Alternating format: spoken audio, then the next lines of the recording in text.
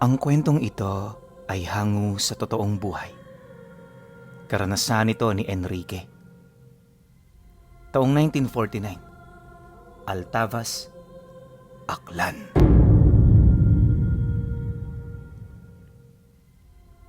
Merong usap-usapan noon sa Altavas ukol sa mangkukulam na kinakatakutan ng marami. Taliwas sa mga kauri nito, hindi yun gumagamit ng karayom at manika para mamarusa ng tao. Yun kasi ang alam ng lahat, di ba? Pero ayon sa mga nakakatanda, malawak ang kahulugan ng mangkukulam. Yung ibang uri nila, gumagamit ng mga natatanging paraan para makagante sa mga taong kinagagalitan nila. Dagdag pa ng mga ito na, madalas sa mga nangungulam na hindi gumagamit ng ganoong estilo ay labis na mapanganib. Isang bagay na pinanghawakan nila magmula noong nakilala nila ang matandang mangkukulam na si Aling Marta. Nakatira ito sa isang liblib na lugar sa baryo na binabalot ng maraming puno. Bagaman matagal na ito sa kanilang lugar, kokonting taga-baryo pa lamang ang nakarating doon. Nananatili ring malabo para sa kanila ang mismong lokasyon ng tahanan nito. Gawa ng yung mga nakakita rito, nawawala ng kamalayan sa direksyon. Yung tipong kahit kabisado nila ang lugar, hindi pa rin nila matukoy ang sapat na distansya nito sa baryo. Ang tanging nababanggit lang din ng mga saksi ay yung mayabong nakawayan sa tabi ng bahay. Dahil sa ganoong pangyayari, marami ang naintriga na pasukin ang lugar ni Aling Marta.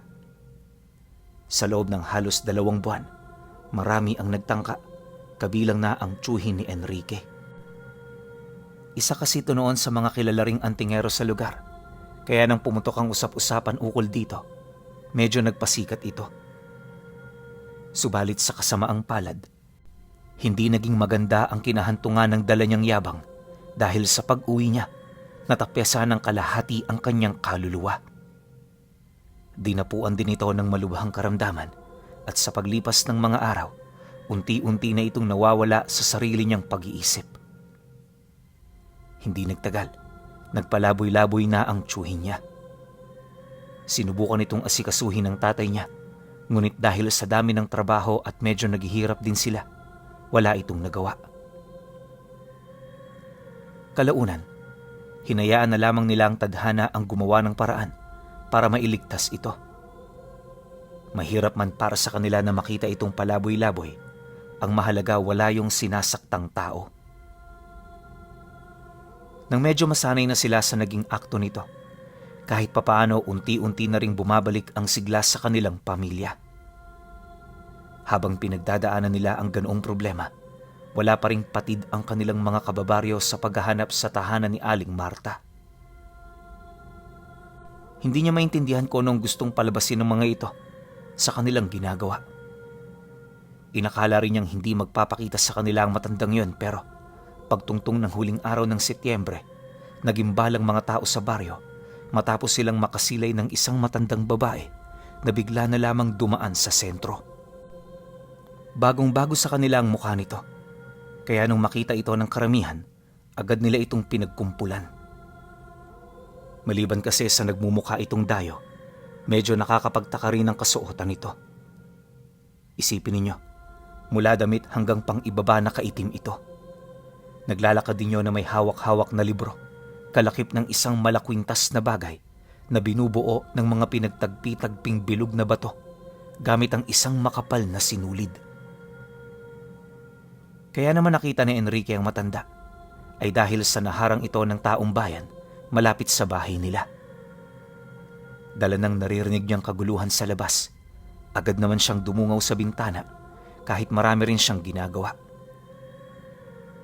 Pagsilip niya sa may bandang kalsada, dito niya nakita ang iilang mga taong paulit-ulit na tinatanong ang matanda.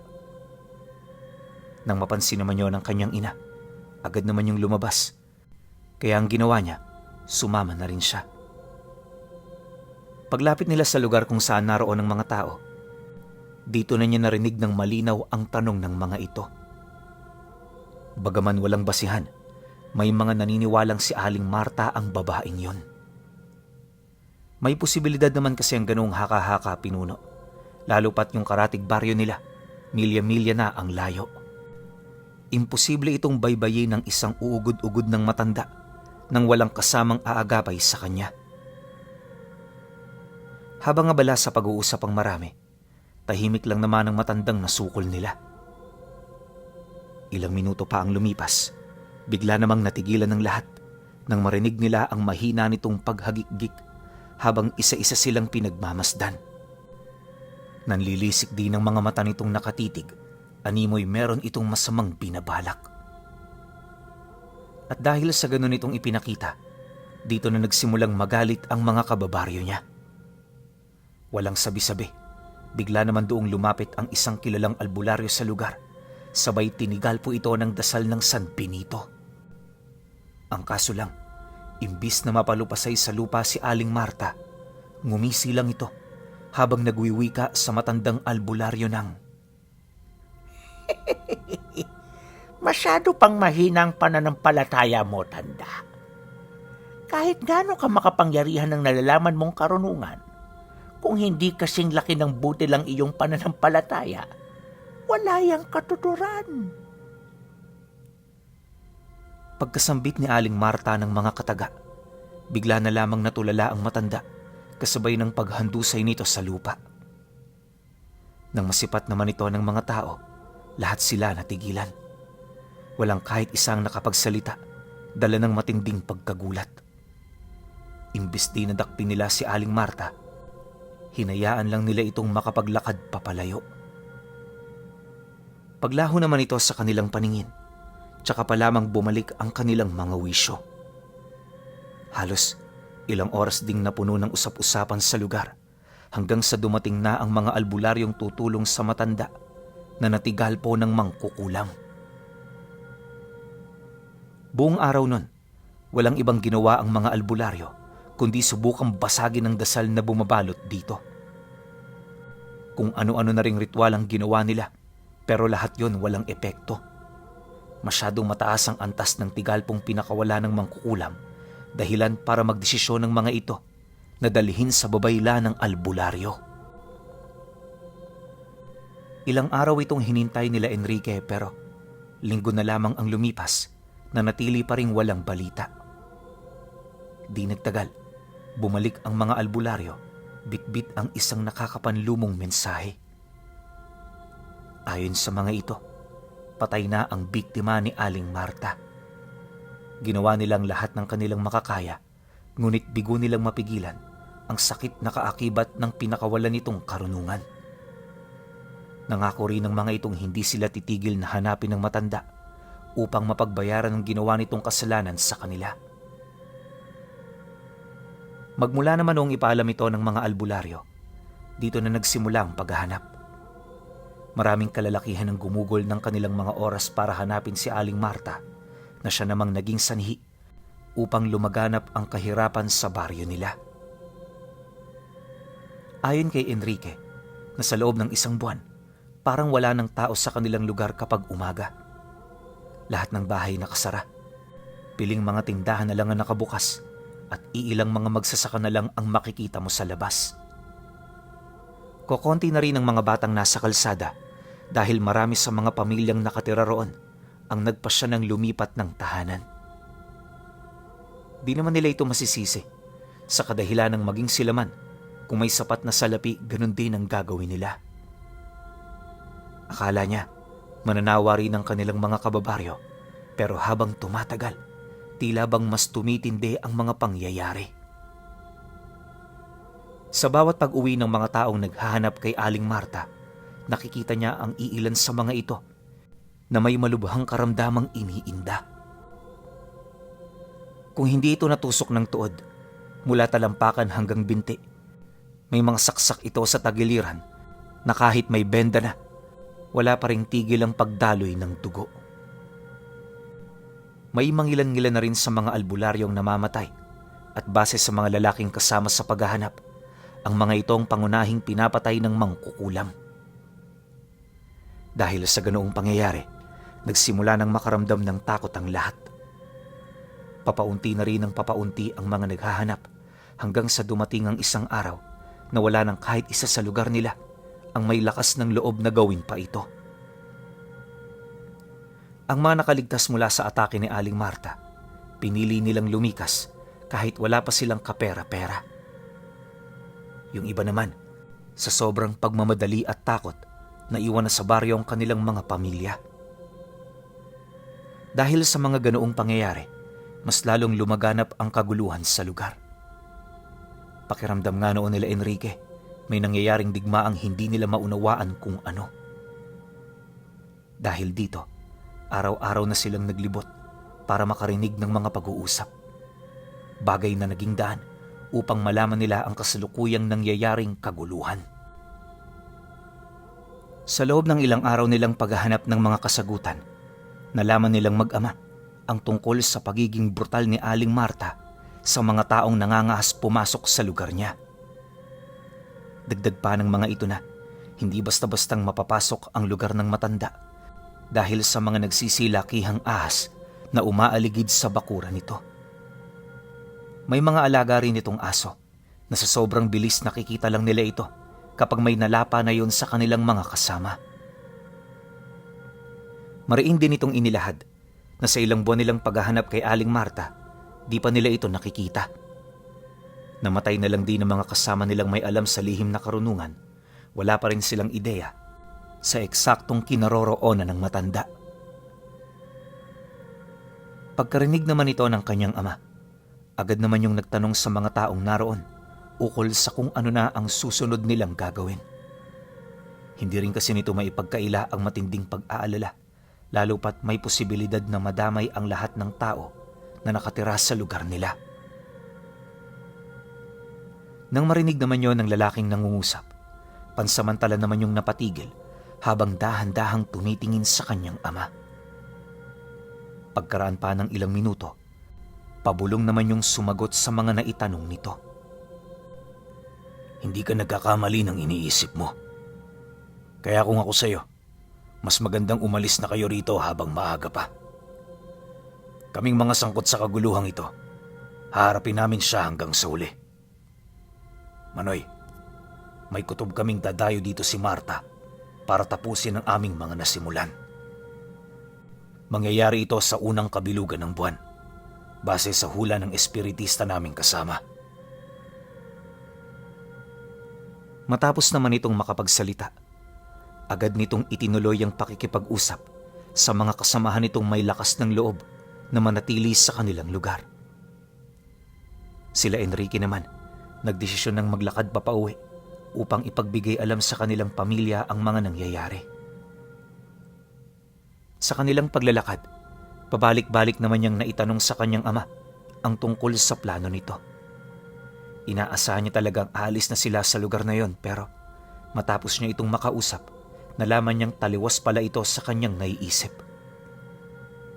Base sa salaysay ng tatay niya, na bukod sa wala na silang mapupuntahang lugar, wala rin silang sapat na pera para makapagsimula ng panibagong buhay. Mariin din itong inilahad na mas mainam na manatili roon kahit mapanganib dahil sa naroon ng lupang nagbibigay sa kanila ng makakain. Matapos naman itong makapagwika, seryoso naman yung humingi sa kanya ng tawad. Si Enrique noon, kahit mangyak-ngiyak na, piniling maging kalmado upang hindi na maging pabigat sa desisyon ng tatay niya. Ramdam niya kasi ang bigat ng problemang dala-dala nito, kaya sa halip na kumontra, mas ninais niyang sumuporta. Pagdating naman nila sa bahay, wala namang nagawa ang kanyang ina, kundi ang sumunod. Ganon din ang ginawa ng kanyang mga kapatid, kaya madali nila itong napalagpas nang walang iniisip na kung ano-ano. Sa pagsapit naman ng araw na hinihintay ng lahat, tanghali pa lamang, napansin na nila ang muling pagdating ng matandang babaeng ilang buwan na nilang hindi nasisilayan. Habang sinusuyod nito ang mga lugar, mahigpit naman itong binabantayan ng mga taong naghahanap dito. Bawat isa armado ng mga matatalas na sandata habang matyagang naghihintay ng perpektong pagkakataon para sumugod. Subalit, lumipas na lamang ang kalahating oras wala pa rin gumawa ng kanilang mga napag-usapang plano.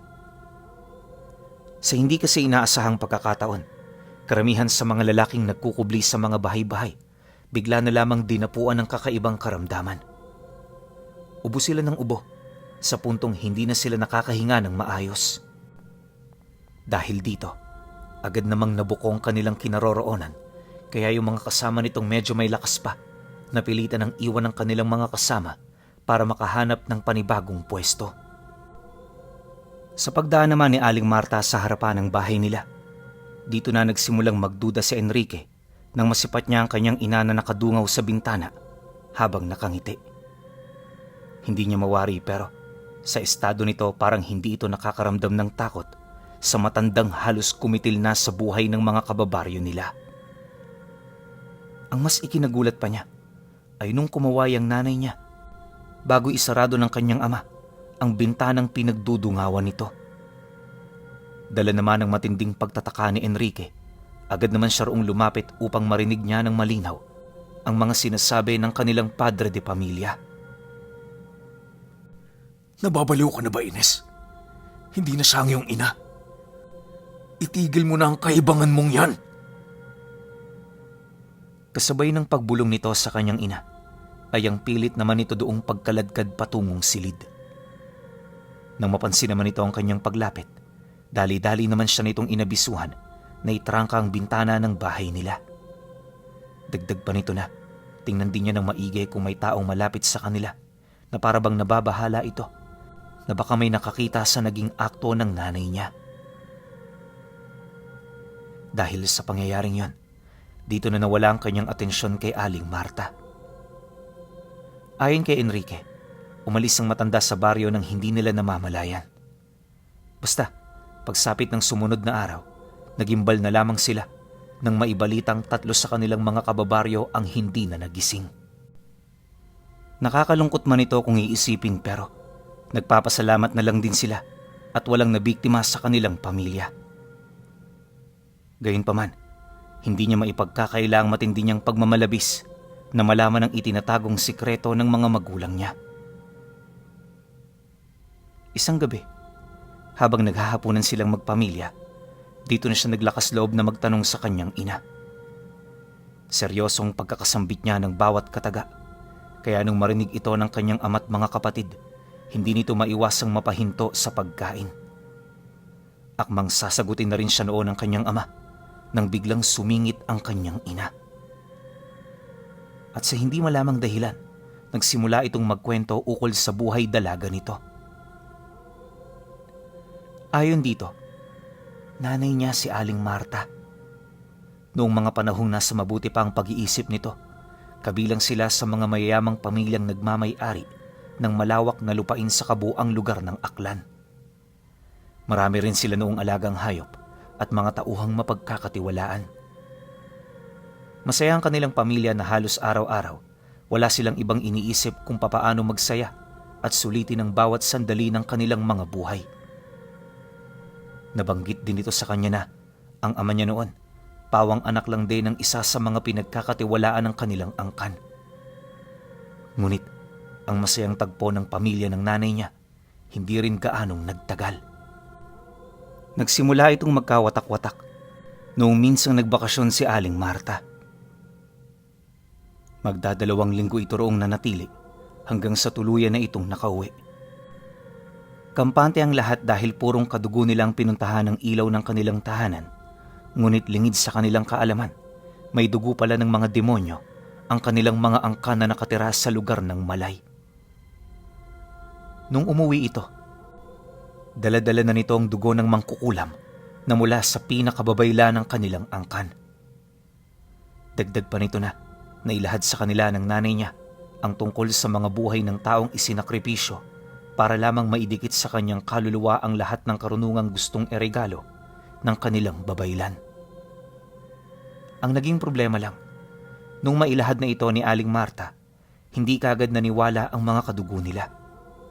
Sa halip, ipinagsawalang bahala nila ang ganoong detalye hanggang sa nangyari na nga ang ikinakatakot ng ina ng nanay niya.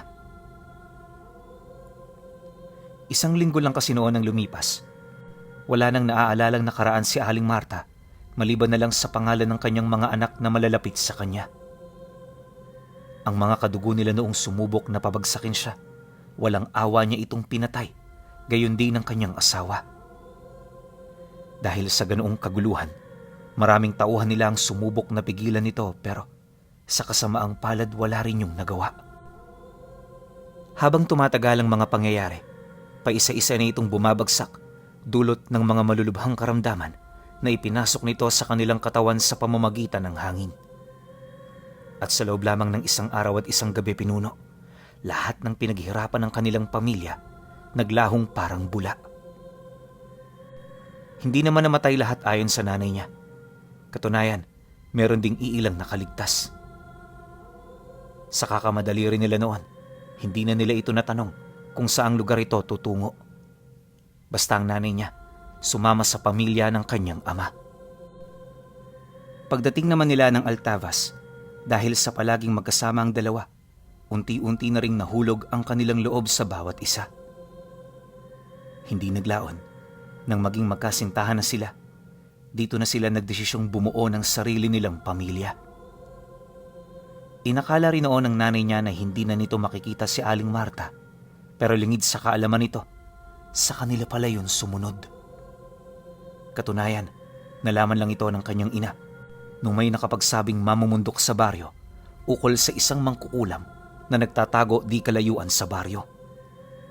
Pagtatapat pa ng kanyang ina na hindi pangkaraniwan ang abilidad ng nanay niya dahil sa lahat ng mga taong kakilala niyang nagtatanga ng ganoong karunungan, tanging ito lamang ang may kakayahan na makapag-imbak ng lason sa buo nitong katawan.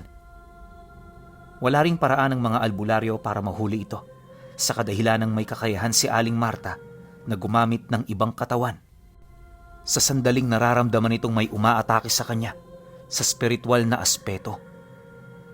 Likas din sa kanya ang pagkakaroon ng hindi masukat na kapangyarihan na halos sumaklaw na sa ibang karunungan.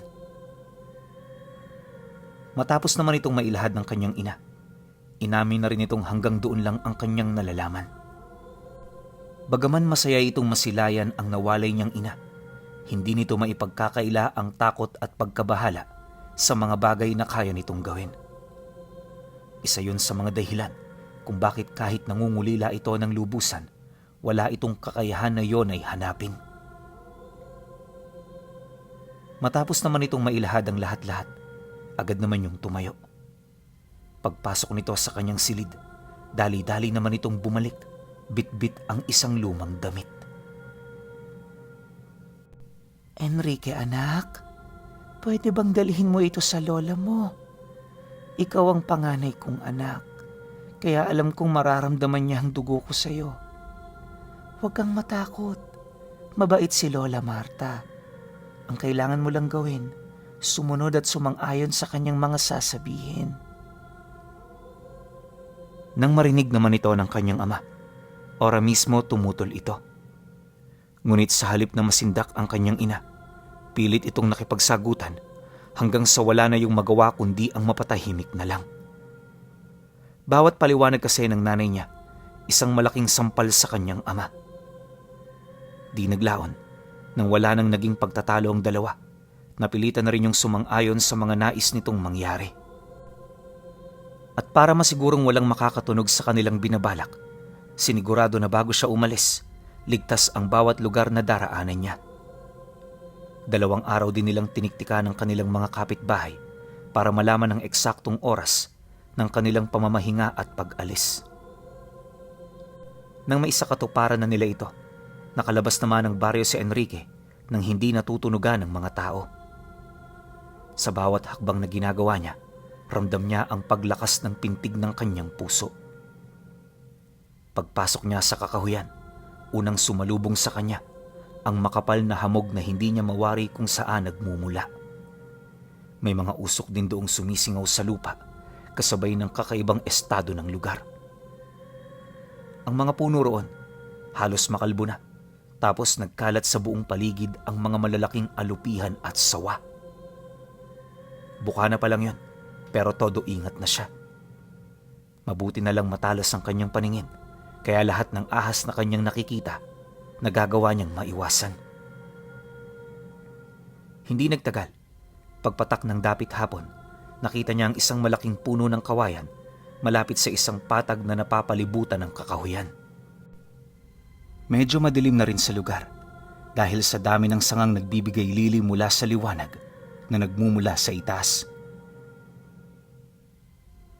Paglapit naman niya roon ng ilang metro, may nakita siyang bakod na gawa sa sanga ng kahoy. Binibigyan din ito ng tibay ng mga tuyong baging na nakadugtong dito. Makalipas pa ang ilang minuto, doon niya na nasilayan ng isang maliit na kubo, di kalayuan sa lugar kung saan siya nakatayo.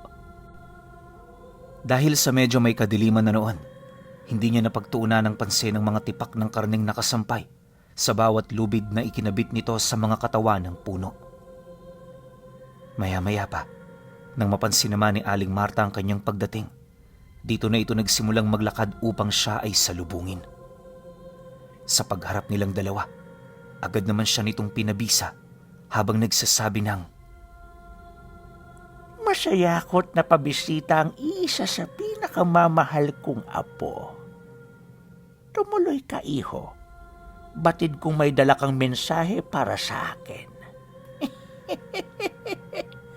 Kumusta na pala ang anak kong si Ines? Salamat naman. At kahit papano nasa mabuti kayong kalagayan. Alam mo, iho, lahat kayo malapit sa akin. Maliban na lamang sa lapastangan mong ama. Sabihin mo sa kanya, wag na wag talaga siyang magpapakita sa akin at baka mapatay ko siya. Matapos naman itong mailahad ang kanyang mga ibig, napansin ni Enrique ang pagtabi ng mga ahas na kanina pang gumagapang sa kanilang dinaraanan. Habang papalapit din sila ng bahay, dito na niya unti-unting nasisilayan ang mga balat ng taong nakasabit sa sampayan. Nakakapangilabot yung tingnan ayon sa kanya na halos hindi niya maisip kung papaano ito nagawa. Pagpasok naman nila sa loob ng bahay, dito niya nakita ang 4 na babaeng abalang-abala sa paglilinis ng sahig, kusina at iba pang bahagi ng tahanan nito. Kahit walang dumi, kuskus yun ang kuskus na parabang yon ang kanilang trabaho.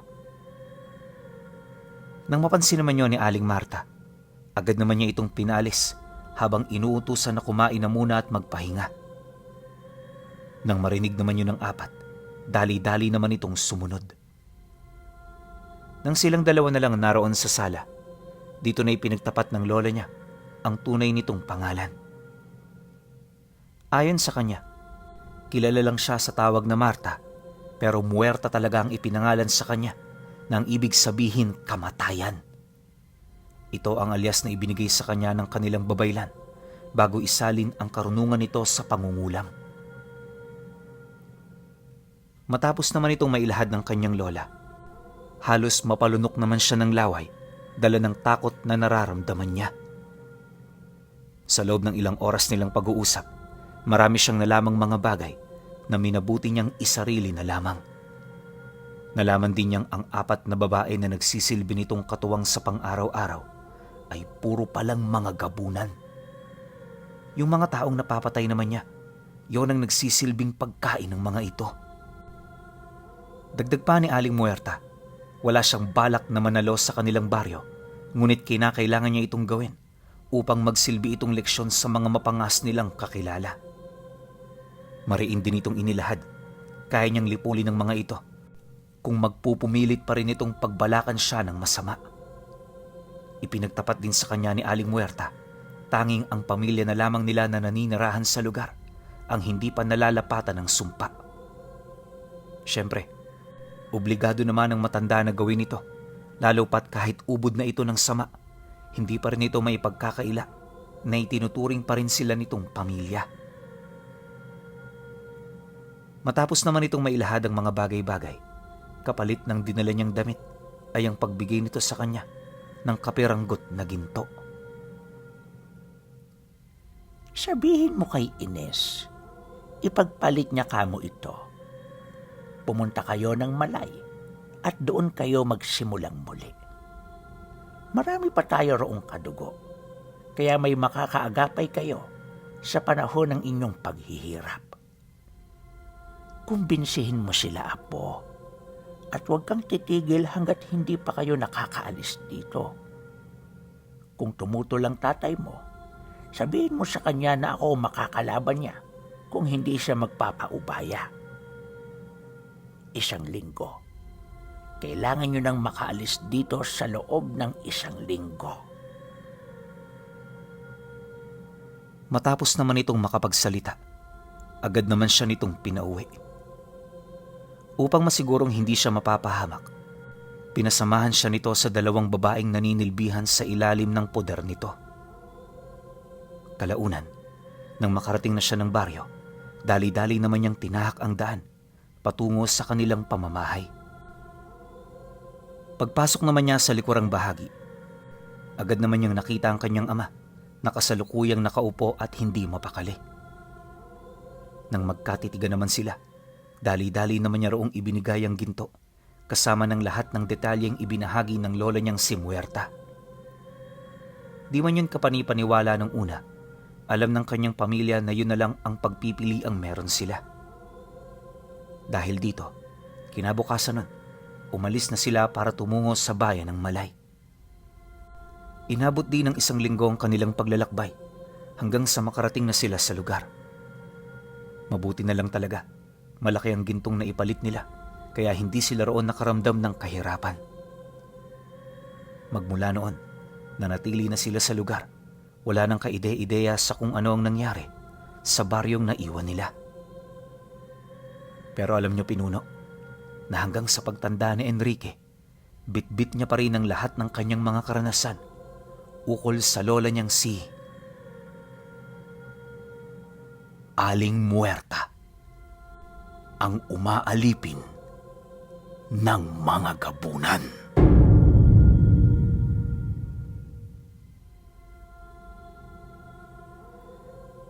Ay, sobrang bitin ito. Sana may kasunod, no?